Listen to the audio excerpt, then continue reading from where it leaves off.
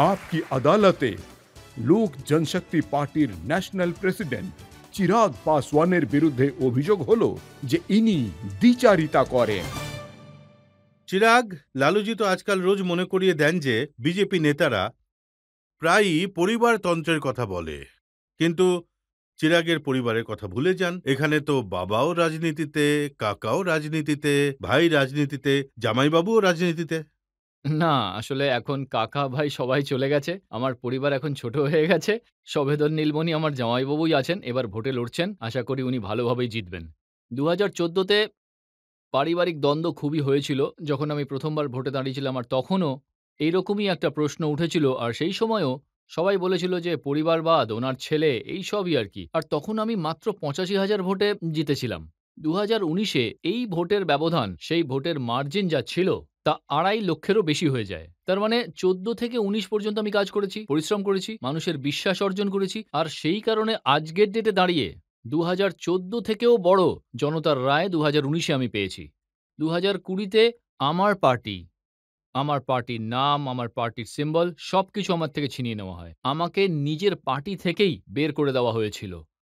আর তারপর আমি আবারও শুরু থেকে শুরু করি। যেখানে নতুন পার্টির নামে, নতুন পার্টির লোগো নিয়ে, নতুন মানুষকে নিজের সঙ্গে জুড়ি। পরিশ্রম করি, লড়াই করি, মানুষের সঙ্গে থাকি, মানুষের বিশ্বাস অর্জন করি। আজ যেখানে জোট হয়েছে, কেউ তো এমনি, এমনি সিট দিয়ে দেবে না। আজকের দিনে দাঁড়িয়ে ৫ টা সিট যদি জোটের থাকে, লোক জনশক্তি পার্টির যেখানে বিহারে মাত্র ৪০ টা সিট রয়েছে, তার মধ্যে থেকে ৫ টা সিট দেওয়া হচ্ছে, সেক্ষেত্রে কোনো না কোনোভাবে এটা আপনার পরিশ্রমের ফল। আপনার এই ব্যাপারে কোনো প্রবলেম নেই যে আপনি ৫টা সিটে লড়ছেন, কিন্তু পাসওয়ানের পরিবার পরিবার নয়, লালুজির পরিবার পরিবার। আসলে লালু যদি নিজের ছেলেকে ভোটে দাঁড় করান, রোহিণীকে ভোটে দাঁড় করান, মিশাকে ভোটে দাঁড় করান, তাহলে সেটা পরিবারবাদ। না, একদমই না। উনি লড়ুন না। কিন্তু মিসাদি দুবার করে ভোটে হেরেছেন। তাও আপনি ৩য় বার ওনাকেই ভোটে দাঁড় করাচ্ছেন। এটা ভুল জিনিস। আর উনি কার কাছে ভোটে হারলেন? রামকৃপালজির কাছে। কে এই রামকৃপালজি? একজন কার্যকর্তা। যতদিন তিনি রাষ্ট্রীয় জনতা দলে ছিলেন, উনি একজন কার্যকর্তা ছিলেন। যখন বিজেপিতে এলেন, একজন কার্যকর্তার ভূমিকাতেই ছিলেন। আমি এটাই বলতে চাইছি যে হেভিওয়েট সারনেম আপনার সঙ্গে থাকলেও সেটা কখনোই আপনার জয়ের ক্রাইটেরিয়া হতে পারে না। ইভেনচুয়ালি আপনার সামর্থ্যই আপনাকে এগিয়ে নিয়ে যাবে। কিন্তু আপনি যে টিকিট দিয়েছেন তাতে জেডিইউ এর এমএলসির ওয়াইফ রয়েছেন, জেডিইউ এর নেতার মেয়ে রয়েছেন, শুধু তাই নয়, জমুইয়ের আপনার বীণা দেবী রয়েছেন। এখানে যারা যারা রয়েছেন তারা কোনো না কোনোভাবে কোনো পরিবারের কারোর ভাই, কারোর মেয়ে, সো কারোর ওয়াইফ। আপনি সাম্ভাবির কথা বলছেন, যাকে আপনি একজন নেতার মেয়ে বলছেন। আমি ওকে একজন ইয়াং মেয়ে হিসেবে দেখি যে উচ্চশিক্ষিত, যার জ্ঞান রয়েছে, ওয়েল এডুকেটেড, ওয়েল লার্নেড, যার কথা বলার ধরন খুবই ভালো, যার নিজের মধ্যে সমাজ সেবার একটা চেষ্টা রয়েছে। আমি আপনি বীণাজির কথা বলছিলেন। আচ্ছা, বীণাজি আগেরবার ভোটে লড়েছিলেন, জিতেও ছিলেন। উনার কাছেও একটা নিজস্ব অভিজ্ঞতা রয়েছে। আমি রাজেশ শর্মার কথা বলব, যিনি খাগাড়িয়া থেকে ভোটে লড়েছেন। ইয়াং ছেলে, কথাও খুব ভালো বলতে পারে, যার একটা নিজস্ব রাজনৈতিক জ্ঞান রয়েছে। কোনো রাজনৈতিক ব্যাকগ্রাউন্ড না থাকা সত্ত্বেও উনি ডেপুটি মেয়র ছিলেন। ২০২০ তে বিধানসভা ভোটে লড়েছেন, জিততে পারেননি, তবে ভাগলপুর থেকে উনি ভোটে লড়েছিলেন। এটা বিহারের সেই ছবি যা আমি দেশের সামনে তুলে ধরতে চাই। আজ পর্যন্ত বিহারের ছবি রজত স্যার আমাদের সামনে কিভাবে ভেসে ওঠে? বিহার মানে অপরাধী, দুর্নীতি, এইসব জিনিসগুলো নিয়েই। কাল আপনারও গর্ব হবে যখন এই জায়গায় অরুণ ভারতী থাকবে, সাম্ভাবী থাকবে, রাজেশ শর্মা থাকবে। ফর দ্যাট ম্যাটার আমি চিরাগ পাসওয়ানকেও যুবদের দলেই ফেলবো। এরা সেই সব যুবক দল যারা শিক্ষিত। আর এরা যখন সামনে আসবে, বিহারের ছবিটা তুলে ধরবে। কিন্তু চিরাগ, প্রশ্নটা হলো যে আপনি যখন অন্য দলের নেতাদের, সেটা রাহুল গান্ধী হোক, সেটা লালু যাদব হোক, তেজস্বী হোক, তাদের পরিবারের কথা বলছেন, কিন্তু বিহারের বিজেপির যত নেতা রয়েছেন, সম্রাট চৌধুরী, উনিও এক পরিবার থেকে এসেছেন, সঞ্জয় তো জয়সওয়াল, আমি আর কখন তারপর পরিবারবাদ নিয়ে কোনো কথা বললাম? আমি তো বলতেই পারবো না। যারা বলছে তাদের, আমি কোথায় পরিবারবাদ নিয়ে যাদের কথা সঙ্গে বলছি? আপনি অ্যালায়েন্স করেছেন তাদের তো একবার জিজ্ঞেস করুন, ভাই পরিবারবাদের কথা নো, কেন সো আই বলছেন? টোল্ড ইউ না। মানে আপনি রজত স্যার যদি প্রধানমন্ত্রীজির সম্বোধন শুনে থাকেন, আ পার্লামেন্টের লাস্ট সেশনে, লোকসভায় উনার শেষ সম্বোধনটা যেটা ছিল, ওটা যদি আপনি শুনে থাকেন, ওখানে উনি খুব ক্লিয়ারলি পরিবারবাদ নিয়ে নিজের বক্তব্য উনি রেখেছেন। কারণ ওখানেও এই বিপক্ষের লোকজনরাই ছিল যারা আবারও বিজেপির কিছু বয়স্ক নেতাদের নাম নিয়ে বারবার পরিবারবাদ বা এই ধরনের অভিযোগ করতে থাকছিলেন। তো ওই সময়ও আমার প্রধানমন্ত্রীজি খুব ক্যাটেগরিক্যালি এই কথা বলেছিলেন। আরে যখন কেউ নিজের সামর্থ্যে সামনে আসছেন, আমি এখানে কারোর নাম নিতে চাই না, তবে কয়েকটা বড় বড় পার্টি রয়েছে যারা নিজেদের নেতাদের লঞ্চের পর লঞ্চের পর লঞ্চের পর লঞ্চ করতেই থাকছে আর ওরা লঞ্চ হতেই পারছে না। রাহুল গান্ধী।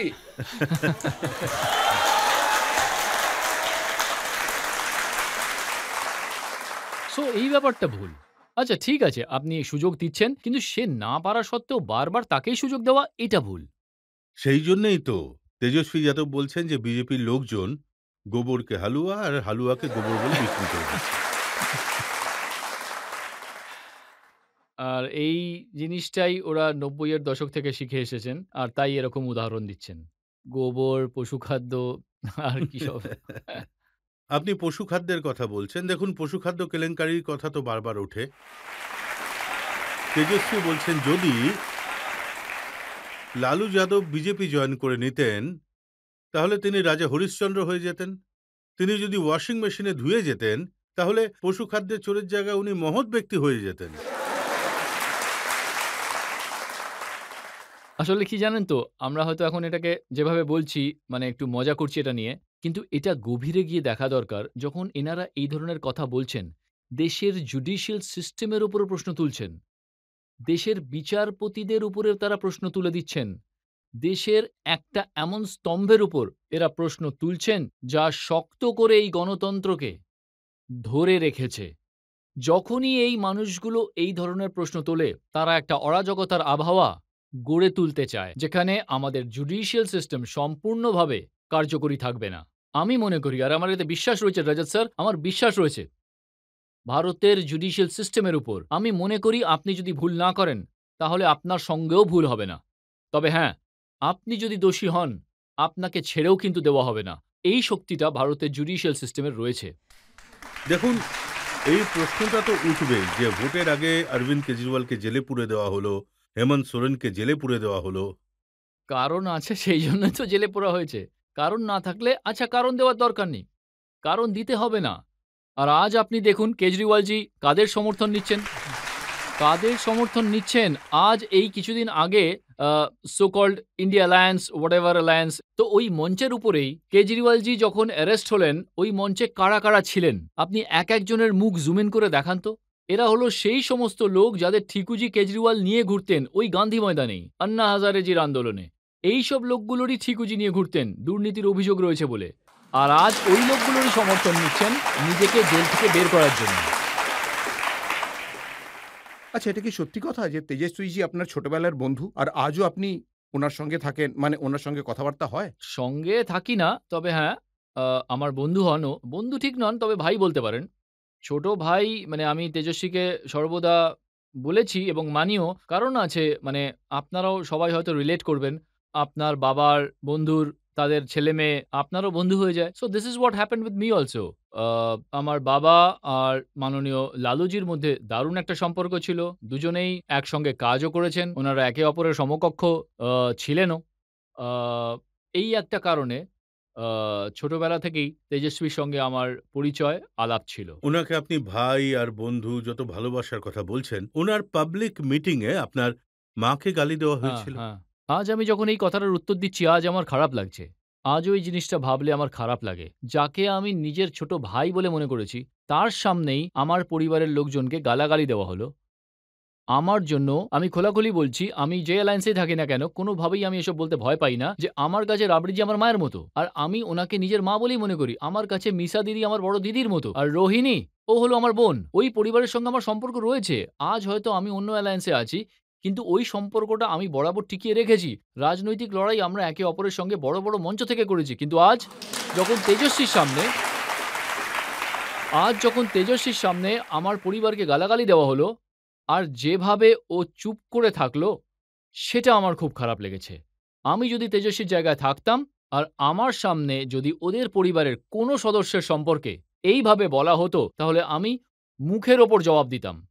আমি ওখানেই ওই কথার কড়া বিরোধিতা করতাম। কিন্তু এই ধরনের ভাষার কোনো ক্ষমা নেই। আপনি ভাষা ঠিক রেখে আমার কড়া বিরোধিতা করতেই পারেন। এর জবাবও এসেছিল। তেজস্বী বলেছিলেন, আমি তো মঞ্চে ছিলাম, নিচে কে কি বলে ভিডিও Now বানিয়েছে this তাতে আমি কি করতে পারি। উনি বলেছিলেন, আমায় তো প্রতিদিন হাজার হাজার লোক গালি Now দেয়। this is even worse. এখন ওটাকে আপনি জাস্টিফাই করছেন। আমার মা আপনারও তো মা। আর এই কথাটা আমার মা বা অন্য কারোর মায়ের ব্যাপার নয়, সবার ক্ষেত্রে প্রযোজ্য। আমরা সবাই পরিবার থেকে এসেছি, সবার মা আছে, সকলের বোন রয়েছে, মেয়ে আছে। আপনি কোনো মহিলার ব্যাপারে এরকম কথা সহ্য করলেন কিভাবে? আর এখন আপনি এটা বলে জাস্টিফাই করছেন যে আমি এটা শুনিনি? রজত স্যার, এই সামনেই এইরকমই মঞ্চ হয়। আমরা পোডিয়ামে থাকি, সামনে সব এক সারিতে। আমরা তো প্রাইম মিনিস্টারের সভাতেও যাই, যেখানে এত বড় ডি করা থাকে। তাও যদি ওখান থেকে কেউ চিৎকার করে, প্রধানমন্ত্রী শুনতে পান, আর উনি তার সঙ্গে ইন্টারঅ্যাক্ট করেন যে তার কি সমস্যা হয়েছে। এইরকম সামনের সারিতে দাঁড়ানো ব্যক্তি আপনার সামনে মা বোন নিয়ে গালাগালি দিচ্ছে, যেটা আপনি মুখে আনতে পর্যন্ত পারবেন না, যেটা আপনি ন্যাশনাল চ্যানেলে বিপ না করে দেখাতেও পারবেন না, সেখানে আপনি শুধু চুপ করে দাঁড়িয়ে থাকলেন, শুনতে থাকলেন। আপনি অন্তত এটা আপনার সামনে যদি কেউ তেজস্বীকে গালি দেয়, আপনি কি আমি শুনবো করতেন? না, মানে আমি শুনবো না। আমি শুধু গালাগালি তেজস্বী কেন, অন্য কাউকে দিলেও শুনবো না। আমি কোনো মানুষকে দিলেই শুনবো না। সভ্য সমাজে সভ্য সমাজে গালাগালির কোথাও কোনো জায়গা নেই। আমি বারবার বলি, যত ইচ্ছে কঠোর বিরোধিতা করুন, তবে সেটা সম্মানজনক শব্দ ব্যবহার করে। আপনি দেখুন না, একের পর এক অ্যালিগেশন দিচ্ছেন, ডাবল স্ট্যান্ডার্ডও বলে দিলেন, সব বলে দিলেন, কিন্তু সম্মানের সঙ্গে। আপনি এটা করতেই পারেন। একবার ভাবুন, একজনের এত বড় সাহস তেজস্বী যাদবের সামনে চিরাগ পাসওয়ানের পরিবারকে গালাগালি দিচ্ছে, আর তার কিছুই হলো না। ভাবুন, ওই ব্যক্তি যখন কোনো গ্রামে যাবে, ওখানে গিয়ে বোন, মেয়ে, মায়েদের সঙ্গে না শুধু অভদ্র ভাষা ব্যবহার করবে, এমনকি সে হয়তো খুবই খারাপ ব্যবহারও করতে পারে। আর ও বেঁচে যাবে, কারণ চিরাগ পাসওয়ানকে এত কিছু বলে দিল, তখন যখন কিছু হলো না, এ তো গ্রামের এক সাধারণ মহিলা। যারা বিহারের মানুষ, তাদের অ্যানালিসিস হলো যে এটা যাদবদের পাসওয়ানকে গালি দেওয়া। আরে প্রভু! এটাই হলো ডিভিশন। এটাই ডিভিশন। আপনি আমায় বলুন, সমস্ত যাদব কি সমস্ত পাসওয়ানের বিরুদ্ধে রয়েছে? রাষ্ট্রীয় জনতা দলে কি পাসওয়ান নেই? আর বিজেপিতে কি যাদব নেই? এটা কি ধরনের কথা? মানে এটা সেই ধরনের ভাগাভাগির রাজনীতি, যেখানে বহু দশক ধরে এরা রুটি সেঁকছে। আমি মানি না কোনো যাদব আছে, আমি মানি না কোনো পাসওয়ান আছে। কেউ আগড়া, কেউ পিছড়া, কেউ হিন্দু, কেউ মুসলিম। আমি এসব কোনো কিছুই মানি না। আমরা সবাই বিহারি, অস্তিত্ব রক্ষার লড়াই লড়ছি। আমরা সবাই বিহারের হারানো গৌরব উদ্ধারের লড়াই লড়ছি। আরে এটা এমন একটা রাজ্য যা শিক্ষার জন্য বিখ্যাত ছিল, নালন্দা ইউনিভার্সিটি। আজ যখন অন্য দেশের রাষ্ট্রপ্রধান আসেন, আমার প্রধানমন্ত্রী গর্বের সঙ্গে নালন্দা ইউনিভার্সিটির ছবিকে ব্যাকড্রপে রেখে ওনার সঙ্গে দেখা করেন, ওনার সঙ্গে ছবি তোলেন। আর আজ আমরা ওই গৌরবটা হারিয়ে ফেলেছি। আজ আপনি বিহারের শিক্ষার অবস্থা দেখুন।